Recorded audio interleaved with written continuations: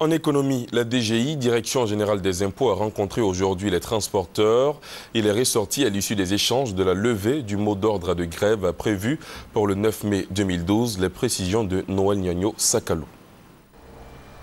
Usagers des transports en commun, taxi-compteurs, mini-cars appelés communément Gbaka, cars de transport interurbain, tranquillisez-vous.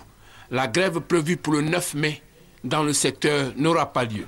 La Direction générale des impôts, à travers Kouapol, directeur général adjoint, et les acteurs du secteur du transport, représentés par Diaby Ibrahim pour le Haut Conseil, Aboulaye Silla du Conseil national des organisations de conducteurs professionnels, enfin Samake Salif de Guiguissou, ont convenu à l'issue de leur concertation de la suppression des pénalités de retard sur le paiement de la patente prévue pour fin mars.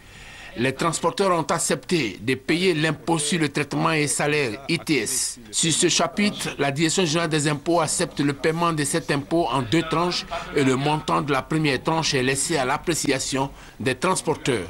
3. Les transporteurs ont demandé à la Direction générale des impôts de les aider à assainir le milieu des transporteurs et à combattre les transporteurs occasionnels. 4. Les parties, Direction générale des impôts et transporteurs, ont décidé de mettre en place un comité de contrôle des pièces afférentes aux véhicules de transport, patentes, vignettes et autres. À l'issue de la rencontre, les responsables ont lancé un appel à leur mandant. Nous, les conducteurs, nous adhérons à l'ITS puisque c'est les impôts sur les salaires. Et nous avons tellement lutté par rapport à l'assainissement de notre secteur et à la modernisation. Donc nous demandons à nos camarades chauffeurs de rester sereins et c'est le commencement des vrais salaires. Les menaces d'arrêt de travail qui avaient été annoncées par certaines personnes, ces menaces se sont dissipées.